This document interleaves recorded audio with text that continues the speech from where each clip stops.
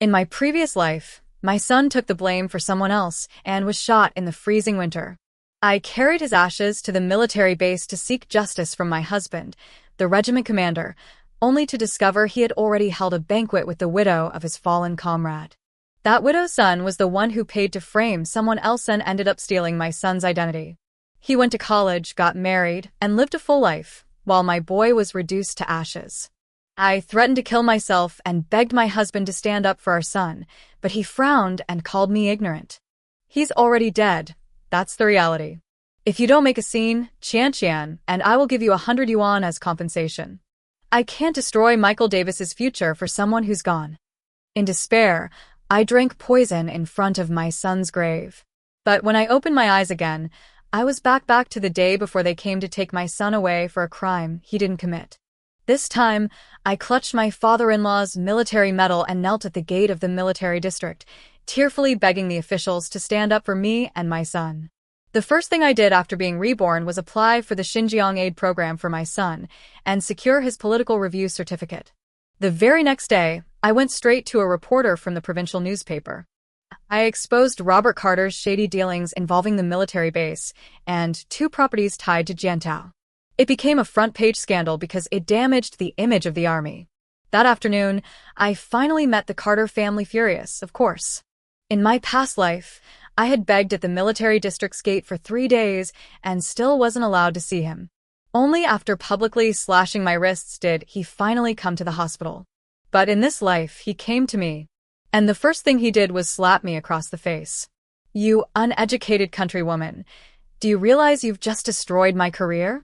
My son, seeing me get hit, grabbed a wooden stick and stood in front of me, glaring at Robert Carter like a cub protecting his mother. Emily Davis looked on proudly, but her voice was sweet and pitiful. "Sister, it's all my fault. If you need to blame someone, blame me. My husband is innocent, please forgive him, will you?" I ignored her manipulative words, covered my face, and turned to Robert Carter, demanding answers. "The police came yesterday to arrest James Thompson for hooliganism. Was that your doing?" They froze. They thought I didn't know they'd framed my son to protect Michael Davis. Seeing their panic and guilt, everything became clear. He's your own child. Even beasts protect their young. How could you be so cruel? My relentless questioning made Robert Carter lose his composure. So, what if he took the blame for Michael Davis? He wasn't as bright. Was I supposed to let Michael die? And he's still alive, isn't he? What more do you want? His words froze my blood. So he had known all along that sending our son to prison might kill him, but he still did it. And just like that, my mind was dragged back to the excuses he made in my past life. Emily Davis's husband had died in the line of duty. As a field nurse, she met Robert Carter while tending to his wounds and fell for him immediately. She was already pregnant with her late husband's child. I didn't think much of it. I treated her like a sister. When she gave birth, I carried her to the hospital on my back. When she was in confinement, I cooked every single meal for her. Her body was so thin her milk didn't come in properly, so I nursed Michael Davis myself. I practically raised that child. And what did I get in return? The death of my son. I left the military district and went home, repeatedly reminding Robert to take care of them. But within 6 months, his letters grew scarce, then stopped completely. I thought he was just busy. Even when I had to live on coarse grain, I never asked for a penny. Yet when I brought our son's ashes to find him, I found a home he'd built for Emily Davis in the base. They were living well. Michael Davis even had piano lessons. The moment he saw me, he panicked and said, "Qian and I are a model couple now. If you don't want to be seen as a mistress, leave." For the sake of my son's dignity, I swallowed my pain and begged him to fight for justice. He pretended to agree and let me stay like a maid. I did all the housework. One day while cleaning, I overheard them. "Will she ever find out the truth?" she asked. "Don't worry, darling," he said. "I confessed to the crime myself. She won't know." I went cold. The man I trusted had killed my son. I stormed out, grabbed his collar, and demanded answers. He pushed me to the ground and said flatly, "So you know?" "Good. I'll give you 100 yuan. Let's call it even." The memory of my past foolishness burned me alive. I had traded my son's future for a child I raised out of kindness. In the end, I killed myself in despair. Even now, I can still feel that agony. But this time, I want justice, not revenge. Not pity, just justice. I was about to order them out of my home when I heard my son's panicked voice. I ran to the room and saw his file torn open. He was on the floor trying to tape it back together, but it was too late. Michael Davis stood nearby, hands in his pockets, whistling like he'd done nothing wrong. Before I could say anything, Robert Carter started yelling. So this is why I couldn't find James Thompson's fillet was here. Who told you to apply for the Xinjiang aid program? Did I approve that? I laughed bitterly inside. If I hadn't moved quickly, my son would have been locked away for a crime he didn't commit. I marched up to Michael Davis and slapped him hard. You're in high school. Don't pretend you didn't know tearing open a sealed file could ruin someone's life. Why did you do it? Emily Davis shrieked and ran to check her son's face. Michael Davis looked at me like I was a venomous snake, his eyes cold, calculating, and full of malice. I know what'll happen. James Thompson won't get into college or be part of the Xinjiang aid program. So what? He said with smug defiance. That look of complete indifference, of someone who didn't even pretend to be sorry, pushed me over the edge. I slapped him again, harder this time. If your parents didn't teach you how to be a decent human being, then I will. The next moment, Robert Carter grabbed my son's arm and viciously twisted it before throwing him to the ground like trash. The main room still held some lingering charcoal heat from earlier in the day, and my boy landed right on the half-dead embers. His back hissed against the coals, and angry blisters bloomed across his skin. Sarah Thompson, Robert snarled, don't play games. Everything in this house belongs to me, including my son's life. I'll take it back when I damn well please. If you had behaved, I could have made you the first wife. But clearly, you and Qian won't ever get along. Maybe some time alone in the countryside will give you a better attitude. When you figured it out, I might let you have a title. Those words didn't even hurt anymore. I was too numb. All I wanted was to get my son to the hospital before the burns worsened. As soon as we arrived, the doctor took one look at James's scorched back and rushed him into the operating room. When the surgery ended, the doctor emerged and scolded me bitterly. Another half hour and we'd be talking about skin grafts. I wanted to scream at him, tell him this wasn't my fault, that the real monster was still out there, still living under the same roof. But my son looked up at me from a hospital bed and smiled bravely. Don't cry, Mom. I'm okay. I'm the one who caused the fight. I don't mind apologizing to Michael Davis. If that'll make Dad treat you better, I'll do it. My heart shattered. Even now, he still thought he was the problem. He didn't know the truth that in our last life, his own father was the one who killed him. I still remembered his trembling hands holding mine behind the prison bars. Why hasn't Dad come to see me? Don't cry, Mom. In the next life, I'll be a better son, I promise. Those memories burned behind my eyes. I cradled his frail body and wept quietly, but inside I made a vow. Don't be afraid, son. This time, I'll fight for justice. That night, when we returned home, the door was locked tight. No matter how much I banged, no one answered. The cold wind cut through my cotton jacket like a blade. James was burning up with fever, his body radiating heat like a furnace. I knelt at the door, pleading, begging, sobbing. Please let us in. He's sick, can't survive the cold like this. A light finally flickered on inside. I held my breath. But then I heard a woman's voice moaning, "Husband not here. There are people outside." And Robert's voice, low and amused, "Let them hear. It's time they learned a lesson." Their laughter echoed through the thin walls. I pressed my lips together, took off my jacket, and wrapped it around my son. Snow began to fall, cold and silent. The door never opened. We had no money for a hotel, and no one in the village dared take us in. Robert's power ensured that. We huddled outside, numb from cold and humiliation. By noon the next day, just when I thought we might actually freeze to death, the door creaked open. Emily Davis stood there with flushed cheeks and fake concern. "Sister? When did you get here? Why didn't you knock?" My husband was, well, pestering me last night. I didn't hear a thing. I said nothing. I carried James inside, laid him on the bed, and rushed to the wardrobe to retrieve the money I'd saved for years, everything I'd earned selling grain, acre by acre, to send him to college. The house had clearly been looted. My hiding place was empty. "Where's my money?" I demanded. Emily just shrugged, looking bored. Oh, that? Robert said the neighbors helped take care of the house. We gave it to them as a thank you. Then she smirked. "Honestly, sister, you're so petty. Getting upset over a little money. People will look down on you." I almost collapsed.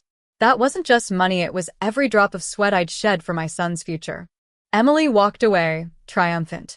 I forced myself to calm down, searched the closet again, and finally found the secret compartment. Inside were the well-preserved military medals, my family's true legacy. My hands trembled with relief. Robert Carter didn't know this. I was never just some uneducated village woman. My father had been a war hero, awarded with numerous first-class medals. He chose to return to farming, not because he lacked power, but because he believed in peace. Before he died, he made me swear never to use those medals for personal gain or to trouble the organization. That's why, even when my son died in my last life, I never touched them. But this time, it's different. This time, I want justice. I pawned the only piece of jewelry my mother left me and scraped together enough money for the hospital bills and the train fare. Once James recovered, I took his hand, and we boarded a train bound for the military district. When we arrived at the gate, I told the soldier on duty I wanted to speak with Robert Carter's superior. He gave me a once-over and sneered. "Let me guess, you're some poor relative crawling out of the woodwork to beg for money?" In my past life, I told them I was Robert's wife. I showed our marriage certificate. They still mocked me. To them, Emily Davis was the commander's wife. I was just a burden, a stain, an outsider. Back then, I endured their scorn. But not this time. I carefully laid my coat on the ground, then unwrapped the package and lined up my father's military medals one by one in front of the guard. His face turned white. "Am I qualified to speak to Robert Carter's superior now?" I asked coldly. Please wait here, ma'am," he stammered and rushed to make a call. Moments later, several elderly men arrived, dressed in military green with hair turned silver. I could hardly breathe. They reminded me of my father, strong, proud, and just. I knelt on the cold concrete, clutching those medals, and sobbed until I couldn't breathe. "Please give me and my son a chance to live."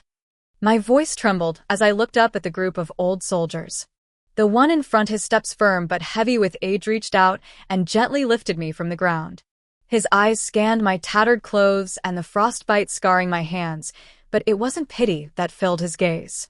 It was recognition. His eyes finally landed on the stack of old military medals I had laid out like a prayer. He froze, choked back a sob, and whispered, "Your father, he and I were comrades in arms. You're the daughter of a hero." His voice cracked. "If there's any injustice done to you, speak up. I'll make sure it's made right." The long-forgotten warmth of someone genuinely standing up for me broke something inside. I cried loud and breathlessly, words disjointed, as I tried to explain everything that had happened over the years. When they learned that Robert Carter, the regiment commander, had been having 2 secret affairs while abandoning his legal wife and child, they slammed their fists on their thighs in fury. And when I told them he'd sacrificed his own son's future for the sake of a stepson, some of them outright cursed him. "That man's not a soldier's a damn beast." But I wasn't finished. I pulled up my pant leg to reveal my twisted shin bone. Years ago, when Robert was wounded and presumed dead on the battlefield, I'd crawled through corpses to drag him out. My leg shattered in the process and never healed properly. Decades of hard work only made it worse. Then I lifted my son's shirt, exposing both the fresh burn scars and older ones from fights with village thugs. The lead officer clenched his fists, visibly shaken. He wiped at his eyes, his voice trembling with rage and sorrow. "You've suffered too long. The organization won't ignore this anymore. Tell us what you need, we'll stand behind you."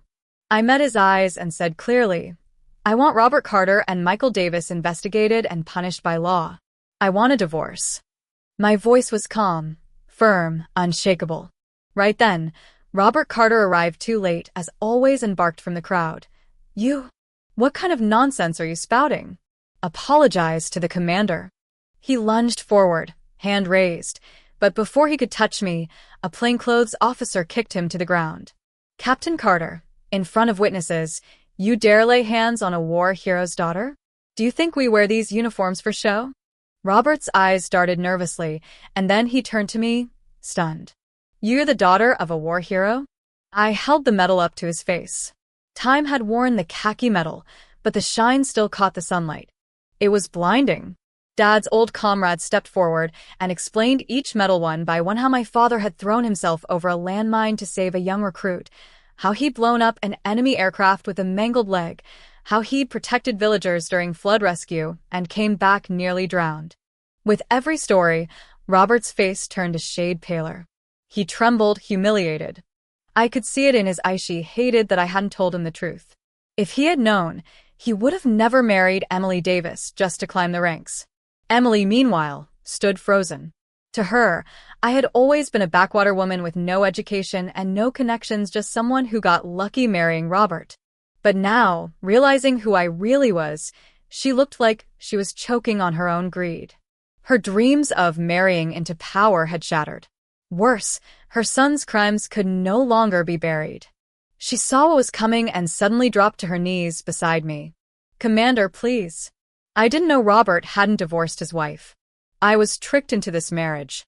When my son made a mistake, he wanted to turn himself, and it was Robert who forced him to frame someone else. My son is innocent. Robert turned to her, stunned. You're lying. You came up with a whole plan. The panic in his voice betrayed him. Chief, I swear aside from the second wife thing, I never did anything illegal. I couldn't hold it in. I laughed. Finally. Watching them betray each other so easily was the sweetest justice. This is just the beginning, I whispered, and Robert must have heard it. He stumbled to his feet and reached out to me like a drowning man. Sarah, we were husband and wife. Please, explain things to the leader. I was confused just for a moment. I'll treat you and James well, I promise. We can be a family again. Before I could speak, my son spit on his face. Who's a family of three? He snapped. I've never had a father, just a mother. I gently pulled James close and turned back to the officer. Please. Punish them by the law. The commander nodded solemnly. The military district formed a special investigation team. Because the case involved serious misconduct, Robert Carter, Emily Davis, and Michael Davis were all detained. That afternoon, I finally received my divorce certificate. I was free. James's file, too, was finally corrected. His future was no longer chained to someone else's crime. He could take the college entrance exam and choose his own path. But even with the opportunity to stay, my son still insisted on joining the Xinjiang aid program. I looked at him, stunned. Why? His eyes gleamed with purpose. Mom, I spent the first part of my life trapped in a village. I want to see the mountains and rivers of our country. With the program, I can help others and still take the entrance exam. It'll open more doors for my future. I want to make you proud. I want to be your strength. I blinked away the tears as I watched him stand tall, ready to take on the world. The guilt still lingered inside. Might was me who had almost buried his dreams. But now, finally, I could begin to let go. My son was no longer just surviving, was beginning to live. I placed my hand gently on my son's back, still thin, but now standing straighter than ever, and nodded. After seeing him off at the train station, bound for Xinjiang, I turned back to face the world with renewed purpose. I contacted the propaganda office of the military region and told them everything. Our story, the widow of a war hero, her brave son, and the shame of a corrupt officer spread like wildfire through the entire military base. People were fascinated. I wasn't just a former military wife anymore. I was the daughter of a decorated soldier, a victim of betrayal, and a survivor who stood back up. I was offered a position in the propaganda department, and I wrote an article sharing my experience. It was printed in the base newspaper, and soon it was all over town. On my way to the market, I overheard aunties laughing and using Robert Carter and Emily Davis as examples for their children. You see that bastard from the paper? If you two ever pull something shady, I won't wait for the army to come knocking, I'll deal with it myself. The story didn't just make headlines, it sparked action. The military school began investigating Michael Davis. What they uncovered made everyone's blood boil. He had used his father's title to terrorize students, extorting money from those whose parents were low-ranking officers, harassing any girl he fancied, even beating up a martyr's daughter.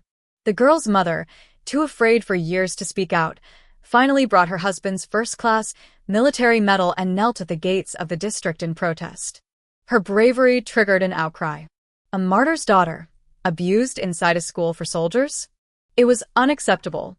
Everyone demanded accountability. And while public anger surged, the investigation came to a close. Michael Davis was found guilty of hooliganism, bullying, and of hiring someone to take the fall for him. Since he was a minor, he was sentenced to juvenile detention. Emily Davis was sentenced to 5 years in prison for destroying a military marriage and facilitating the scapegoating. But the one who shocked me most was Robert Carter. Somehow, likely through manipulation and secret promise, she let Emily take all the blame. His only official punishment? Marrying a second wife, without divorcing the first. He was demoted from regiment commander to company commander, but still allowed to serve. The military handed down some compensation. I received all the back pay and allowances from his years of service, and the housing unit was put under my name.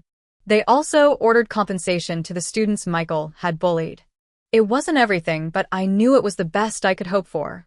Robert Carter had always been cunning, didn't get that rank by accident. I wrote a letter to my son, telling him the outcome and sharing a piece of unexpected news. One of my father's old comrades introduced me to someone, a man named William Harris, the officer who took over Robert's position. His wife had died giving birth years ago, and he had remained single since. After learning my story, he requested an introduction and became my official blind date. After some time getting to know each other, I invited him over for dinner. I cooked a full spread. Over wine, I finally asked the question I had been holding inside. Do you think I was too cruel? I destroyed a man's career. I divorced him. Some people say I should have held the family together no matter what, that I went too far. My voice was steady, but deep down I was afraid of his answer. There were whispers, people who said I had betrayed tradition, that I should have kept the family name intact for appearances. I feared he might think the same. William blinked, surprised, then smiled. No. I think you're incredible. A woman who can raise a child alone in hardship and still stand up to injustice? That takes guts. We soldiers were not around much. Our wives need to be strong. You're stronger than most. I blushed. For the first time in a long time, I felt warmth without weight. But there was one more thing I had to do before moving forward. I had to get my son's blessing. I sent a telegram, but before I even got a reply, James showed up in person straight from Xinjiang. The moment he saw William Harris, he threw a punch. My boy wasn't the scrawny kid he used to be, but William was a seasoned soldier. He blocked the hits with ease, giving me a calm look as if to say, let him. James panted on the ground, eyes still defiant. I'll train harder. One day, if I find out you hurt my mom, I won't hold back. William stood tall, then gave him a formal salute. Understood, comrade. You have my word, I'll take care of her and make her happy. On the day of our wedding, with the certificate in hand and the banquet in full swing, Robert Carter showed up uninvited. He sauntered over with a smirk, looking William up and down. So this is it? I was a regiment commander, and she still ended up with the guy I passed over. William didn't let it slide. He walked up and punched Robert square in the jaw. Watch your mouth. Next time, I won't be so gentle. Robert staggered, but I didn't even flinch. I was done with him. That life, the pain, the betrayal, the silence, I had buried it. Now I was building something new. Robert Carter was bruised and beaten, but he still tried to talk tough. The moment his eyes met mine, dark, unflinching, shuddered. Even though he was only demoted to company commander and not stripped of his uniform entirely, he knew deep down that his military career was finished. To stay out of prison, he gave up everything, half his assets to Emily Davis, compensation to the people he hurt, and decades of allowances back to me. The man who used to bask in praise and superiority now had nothing. And like all cowards who fall from grace, he didn't look inward. Instead, he set his eyes on my father's military medals. Sarah Thompson, he sneered bitterly, I treated you well after we got married. Why didn't you tell me your father was a hero? If I'd known, we wouldn't be here today. This is all your fault. I stared at him, then laughed. Cold, quiet, cutting. Do you really think you got into the army by your own merit? The room fell silent. Robert's pupils dilated. I could see the memory coming back, his first application rejected because he didn't meet the educational standards. But the second time? Somehow, he was accepted into one of the better divisions. That somehow was my father. Of course, back then, Robert only knew him as a disabled old farmer, lame in one leg, barely literate. The idea that man was once a decorated officer never crossed his mind. Seeing the doubt in his eyes, I spoke slowly. My father saw how hard you tried after failing the first time. He admired that. Your physical health was excellent, and more importantly, you didn't give up. So he wrote a letter to the army. In that letter, he called you the son he never had. My voice cracked as I added, "And how did you repay him?" By betraying his daughter. By sacrificing his grandson. You still think you deserved that letter? Robert had no answer. He took a shaky step back, muttering, "If he helped me once, why didn't he help me again? If he kept supporting me, I could have gone even further." Then, as if convincing himself, he suddenly lunged forward. "Go tell the commander. Tell them I deserve to be reinstated. Do it now." He tried to grab my hand, but William Harris didn't let him get close. One hit, and Robert went flying. The guests around us looked at him with disgust. I watched him stumble away and sighed. When greed rots a person's heart, even kindness turns to poison. No matter how much you give them, it will never be enough. That's what Robert Carter became, a man who bit the hand that lifted him up. But none of that mattered anymore. I was content. My marriage with William Harris was peaceful and warm. He wasn't a man of many words, but his care came through in everything he did. After long training days, he'd bring home roast chicken from the canteen. When he traveled for work, he'd come back with a small bouquet of wildflowers. I wasn't the withered woman I once was. I was glowing, full of life. One day, he came home from a trip with a look I hadn't seen before. "There's something you should know," he said gently. "Michael Davis. He's dead." I blinked. "What?" "Killed in a fight inside juvenile prison," William explained. "He kept bullying others. Some of the kids he hurt were part of the rival group. They waited for the right moment and made him pay." Word spread quickly. Emily Davis, still serving time, had a complete mental breakdown after hearing the news. I was quiet for a long while. I felt no joy, no sorrow. Just silence. Justice had found them in its own way. They paid for what they did. In our past life, my son had died because of them. This time, they couldn't escape the weight of their own actions. Robert Carter, too, submitted a request for demobilization. With his reputation in ruins and surrounded by his former superiors who now turned their backs on him, staying in the military had become unbearable. I heard he volunteered to serve in a remote township, hoping to find a new position away from the shame. But that was no longer my concern. I had my own life to live. Just a few days ago, I received a telegram from Xiao Rui. He had found someone, another soldier, a doctor working with an international medical aid group. They met during their mission in Xinjiang and were now talking about marriage. He sounded happy, fulfilled. My heart, long weighed down with guilt, finally felt light. In my previous life, I had been a weak mother who stood by as her son was destroyed. But this time I fought. And in doing so, I reclaimed not only justice for my son but a future for both of us.